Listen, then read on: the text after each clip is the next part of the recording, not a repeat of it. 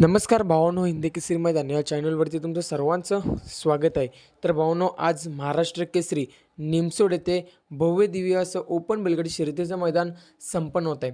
तर या मैदानामध्ये बरेच रथी महारथी पळण्यासाठी गेले आहेत.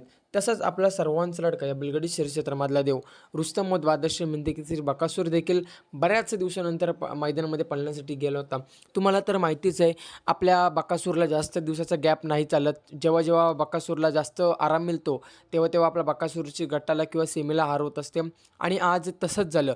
गट क्रमांक 3मध्ये आपला बकासूर आपल्याला पळताना दिसला. आज पायरा देखील टॉपचा होता, तो म्हणजेच बिंजोडचा बादशाह म्हणून त्याची ओळख आहे असा भुंगा डॉन आणि बकासूर. बऱ्याच महाराष्ट्राचे बऱ्याच चाहत्यांची इच्छा होती की आपला बकासूर आणि भुंगा डॉन एक सोबत पळावे, आणि ती इच्छा आज आपली पूर्ण होताना आपल्याला बघायला मिळाली. परंतु आपल्या बकासूरची आणि भुंगाची गटालाच हार झालेली आहे. भावांनो, गटालाच हार झालेली आहे आपल्या बकासूर आणि भुंगाची.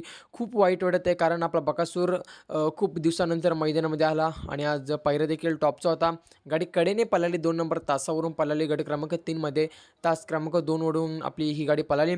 वाटलं होतं की आज नक्कीच संघर्ष संपेल, परंतु या गाडीला आज गुलाल नाही मिळाला आणि गाडी गटालाच हार झालेली आहे. तर याबद्दल तुम्हाला काय वाटतंय, नक्की काय असेल कारण, कमेंट करून नक्की सांगा. माझ्या माहितीनुसार बकासूरला गॅप खूप मिळाला, त्यामुळे आपल्या बकासूरची हार झाली गटाला. असो, आपला बकासूर येणाऱ्या पुढच्या मैदानामध्ये आपल्याला नक्कीच टॉपच्या पैरामध्ये कमबॅक करताना दिसेल. धन्यवाद भावनो.